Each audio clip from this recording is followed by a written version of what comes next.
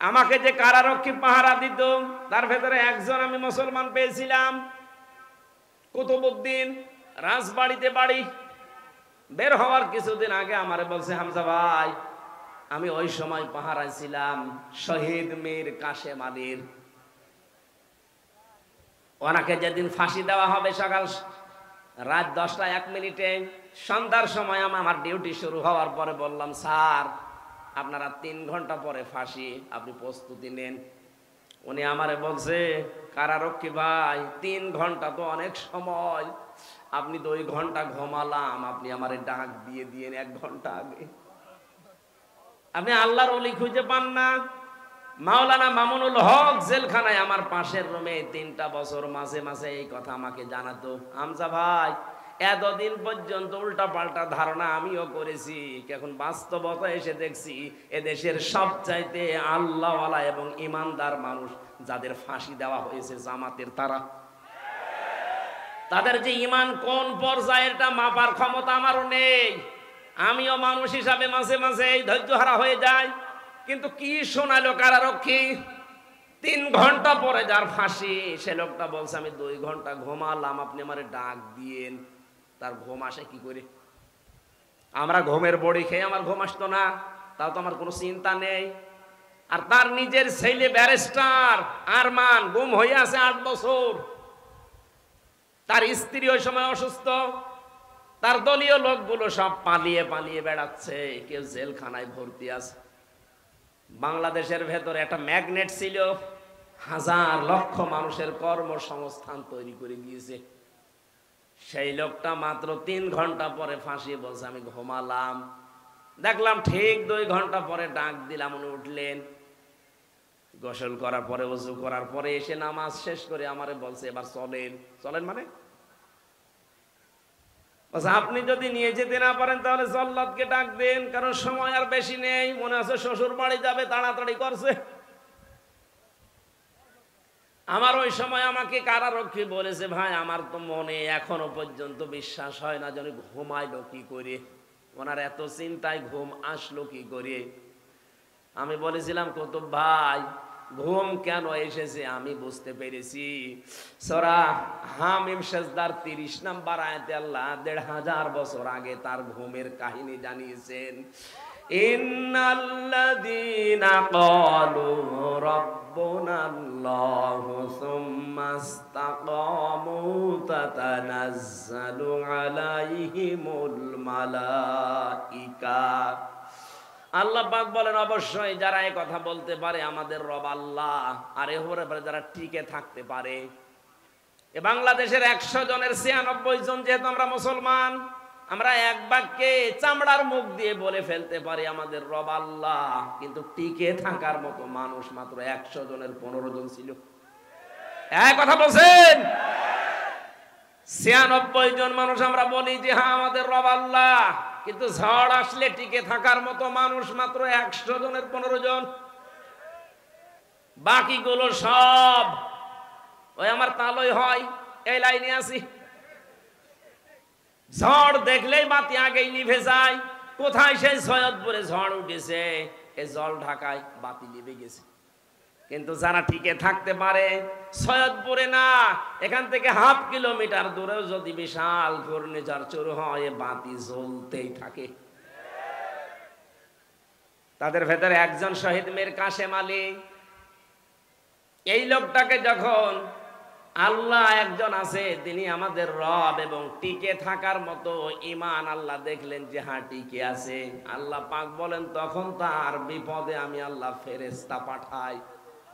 এ কথা কার? আরো জোরে বলেন। এটা যে প্রমাণ হয়েছে এই দেশে সেই কথাটাই শোনালাম। কেন ওই লোকটা ওই সময় এ কথা বললো যে আমি 2 ঘন্টা ঘুমাই, আপনি কি স্বাভাবিক মনে করছেন? বলতে আমার যত সহজ লাগছে বিষয়টা এত সহজ না, কারণ আমি নিজে তো পরীক্ষিত। ঘুমের পাওয়ার আলাপ বড়ি খাওয়ার পরেও আমার ঘুম আসতো না। আর তার বিনা চিন্তায়, কোনো চিন্তায় নেই, আমার তো মনে হচ্ছিল যে আল্লাহ যেন নিজে ফেরেশতা পাঠিয়ে তার কানের কাছে এই কথা শোনাচ্ছে, আল্লাহ তাখাফু ওয়ালা তাহজানু, কোনো ভয় নেই, কোনো চিন্তা নেই। আয়াতের তাফসীর পড়তে গিয়ে আমি দুইটা বিষয় পেয়েছি। ফেরেশতারা আসার পরে কানের কাছে মুখ নিয়ে জানাতে থাকে, মীর কাসেম আলী ভয় পাবেন না। কিসের জন্য ভয় করেন আপনি? ওই যে জান্নাত দেখা যাচ্ছে, ওয়াবশিরু বিল জান্নাহ। দুই নম্বরে ভয় নেই, চিন্তাও নেই। কিসের চিন্তা? হয়তো আপনার ছেলে ব্যারিস্টার গুম হয়ে আছে, এই চিন্তা হতে পারে। আপনার দ্বারা লক্ষ লক্ষ মানুষের কর্মসংস্থান তৈরি হয়েছে, তাদের কি হবে এই চিন্তা হতে পারে। কারণ বাতিলরা সবগুলো দুই নাম্বারই করে নিয়ে নিয়েছে। এই যে ইসলামী ব্যাংক, এক কথা বলছেন না কেন?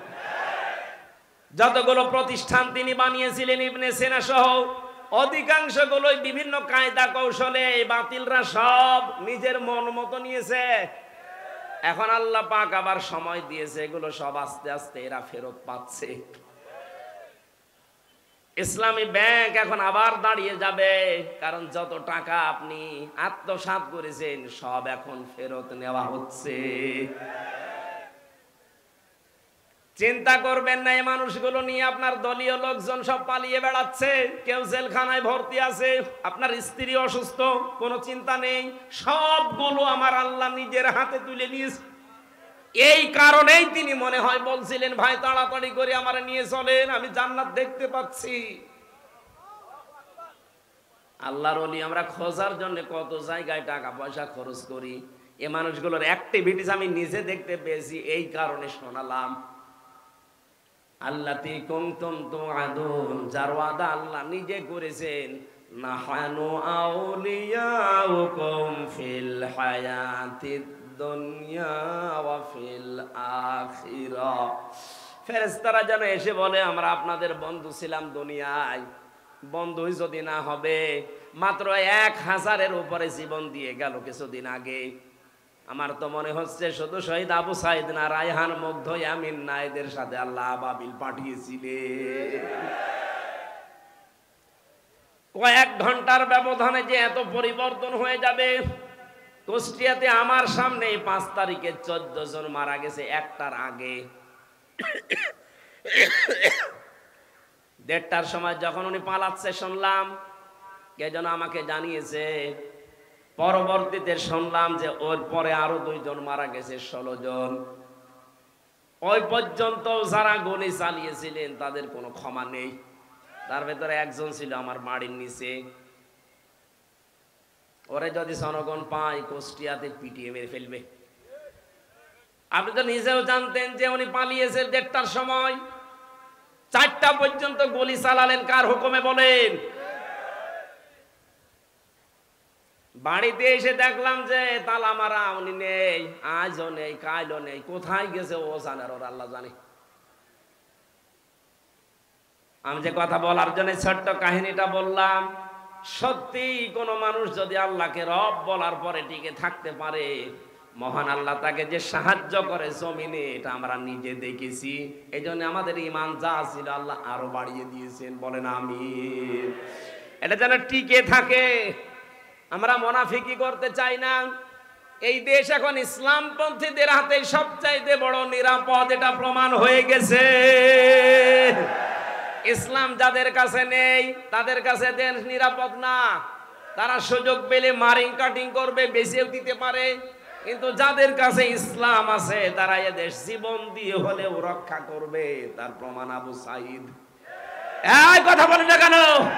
সুতরাং আমরা চাই 58 জন যখন হয়ে গেছে, আর কিছুদিন সময় দেন, এ দেশের 100 জনের 100 জন চাইবে যে দেশে ইসলাম ছাড়া আর কিছু চলতে দেব না ইনশাআল্লাহ।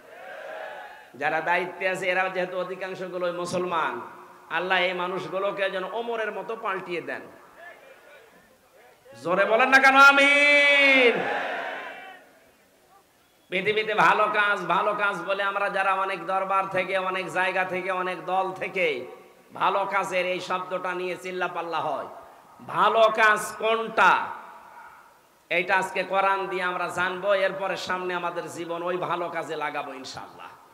সূরা মুলকের দুইটা আয়াত পড়েছি। প্রথম আয়াত আল্লাহর একত্ববাদ, আল্লাহর পরিচয়, বড়ত্ব, মহত্ব, গুরুত্ব, এই সমস্ত বিষয় নিয়ে আলোচনা আছে, আমি ওইটাই গেলাম না। দ্বিতীয় আয়াতে আছে আল্লাহ রাব্বুল আলামিন বলেন, আল্লাযী খালাকাল মাউতা ওয়াল হায়াতা লিয়াবলুয়াকুম আইয়ুকুম আহসানু আমালা ওয়া হুয়াল আজিজুল গফুর। বলেন আমিন। রাব্বুল আলামিন বলেন সূরা মুলকের 2 নম্বর আয়াতে, তিনি সে আল্লাহ যিনি তোমাদের মউত আর হায়াত বানিয়েছেন একটা পরীক্ষা করার জন্য, যে সবচাইতে বেশি ভালো কাজ করে তার কাছে যেতে পারে। আমরা যেহেতু সবাই যাওয়া লাগবে, এটা আপনি যেতে চান আর না চান যাওয়াই লাগবে, এটাই ফাইনাল। কথা বলেন। যাওয়ার আগে আল্লাহ দেখতে চাই আইয়ুকুম আহসানু আমালা, সবচাইতে ভালো কাজকে তার কাছে নিয়ে যেতে পারে। আল্লাহ কিন্তু আমাদের কাছে বেশি কাজ চান না, তিনি ভালো কাজ চান। তাফসীর পড়তে গিয়ে আয়াতের তাফসীরে হক্কানিতে পেয়েছি, কোন মানুষ যদি কোন কাজকে ভালো কাজ হিসাবে রূপ দিতে চায়, 4টা বিষয় লাগবে। আপনি আমি ভালো কাজ মনে করে করলে ওটা ভালো হবে না। ওটার শর্ত কয়টা? 4টা। বলেন বলেন। 1 নম্বরে ভালো কাজ করতে হলে ওই বিষয়ে জ্ঞান লাগবে, যেটা আরবিতে এলেম বলে। যে কোনো কাজ করার আগে ওই বিষয়ের জ্ঞান অর্জন করা লাগবে আগে। 2 নম্বরে আপনার নিয়ত হওয়া লাগবে পরিশুদ্ধ। দুনিয়ার মানুষকে দেখে ভালো বলবে, কে খারাপ বলবে না। এই কাজটা আমি করছি আমার মালিকের জন্য। জোরে বলেন আল্লাহু আকবার। 3 নম্বরে এই কাজ করতে গেলে যদি বাধা বিপত্তি আসে, ধৈর্য ধারণ করা লাগবে। 4 নম্বরে এই কাজের ভেতরে ইখলাস লাগবে। বলেন কি লাগবে? এই 4টা বিষয় আমি বাস্তবে অনেকের ভেতরে পাচ্ছি, এজন্য তাদের কাজগুলো আমার কাছে ভালো মনে হয়। আজ দেখেন এই দেশে কত মানুষ কত কাজ করার পরে ভালো কাজ বলে চালিয়ে দিচ্ছে, কিন্তু কাজটা সম্পর্কে সঠিকভাবে তথ্য জানা না থাকার কারণে কাজটা হওয়ার আগেই ভেঙে পড়ছে। কুষ্টিয়ায় মেডিকেল কলেজ বানিয়েছে। আমি যখন জেলখানায় ছিলাম, পত্রিকায় দেখলাম নাকি ছাদ ভেঙে পড়ে একজন অসুস্থ আহত অবস্থা। দেখেন কাজটার জন্য কত কোটি টাকা বাজেট হয়েছিল, কিন্তু ভালো কাজ হয়নি। রডের বদলে হয়তো বাঁশ দিয়েছিল। কথা বলে না কেন? আল্লাহ আপনার কাছে বেশি কাজ চান না, আল্লাহ চান ভালো কাজ। বলেন তো কি কাজ? ভালো কাজের প্রথম শর্ত ওই বিষয়ে জ্ঞান লাগবে। বাংলাদেশ জামাত ইসলামী আর ইসলামী ছাত্র শিবির, ইসলামী ছাত্রী সংস্থা, আমি যা দেখেছি বাস্তবে এইটাই চাচ্ছে। যাকে যেই লাইনে উঠাতে চায় ওই লাইনের অভিজ্ঞ করে তুলে দিচ্ছে। আপনি বিচারপতির লাইনে, অ্যাডভোকেটের লাইনে, আইনজীবীদের লাইনে, ডাক্তারের লাইনে, ব্যবসায়ের লাইনে, যে লাইন বলেন আপনি তাকান। জামাত ইসলামী শিবিরের লোক যে লাইনে আছে দেখবেন ওই বিষয় খুব অভিজ্ঞ। আমি তো তাই পেয়েছি। অ্যাডভোকেটদের ভেতরে এখন সারা দেশে একজনের নাম শোনা যায় বেশি, অ্যাডভোকেট শিশির মুনির। শিবিরের কেন্দ্রীয় সেক্রেটারি ছিল। সুবহানাল্লাহ বলতে পারেন নাই? অন্য কত বড় বড় দলের রাজনৈতিক দলের কেন্দ্রীয় সেক্রেটারি সভাপতি তো আমরা দেখতে পাচ্ছি, তাদের এখন সব থৈলের বিড়াল বের হচ্ছে।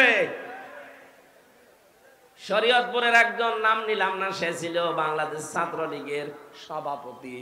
তার যে কত টাকা এই 15 বছরের ভেতরে হয়েছে সে জানি আর আল্লাহ জানে।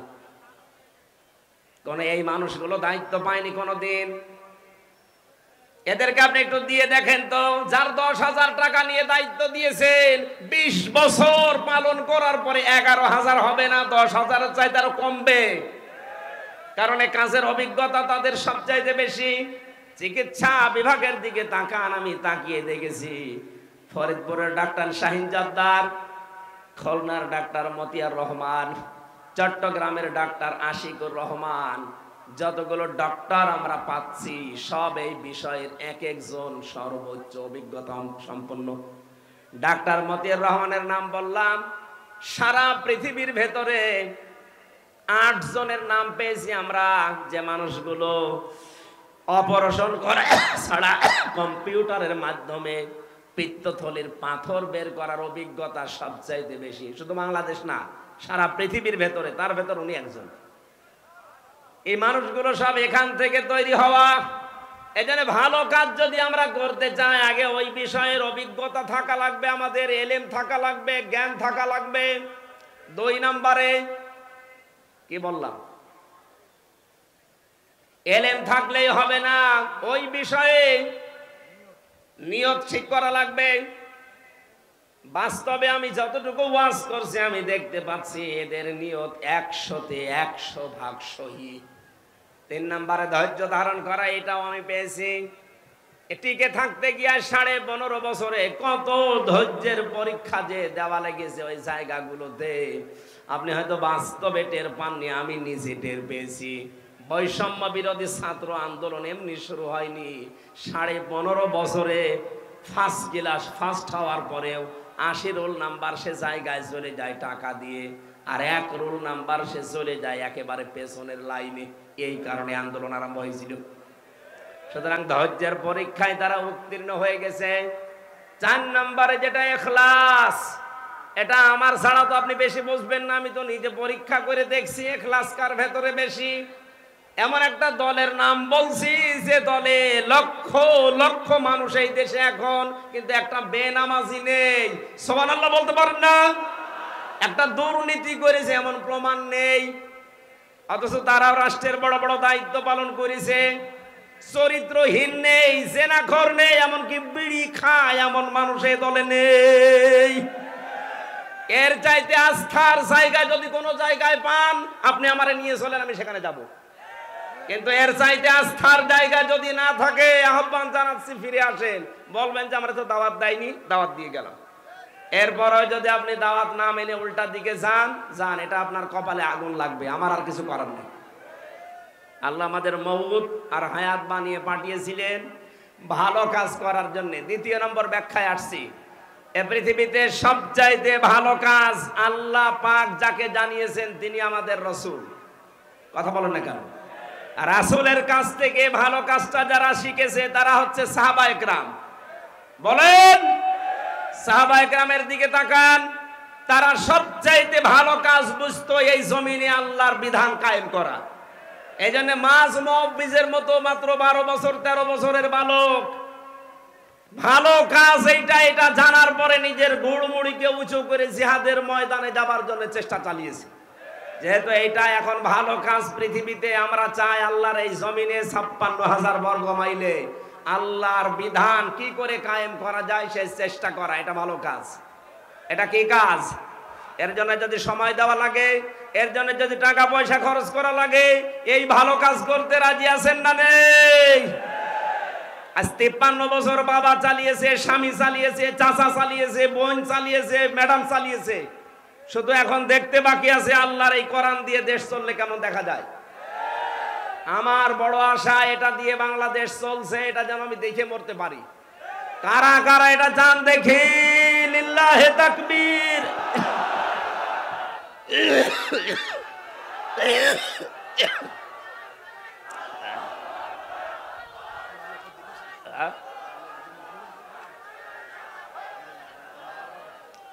সম্মানিত মা বোন যারা এসেছেন, আপনাদের জন্য পৃথিবীতে ভালো কাজ এইটাই, আল্লাহর জমিনে আল্লাহর দিন কায়েমের জন্য আপনার সন্তান, আপনার স্বামী, আপনার ছেলে, আপনার জামাই, তাদেরকে আপনি রেডি করে দেবেন। আল্লাহ কবুল করুন, আল্লাহুম্মা আমিন। লা ইলাহা ইল্লা আনতা সুবহানাকা।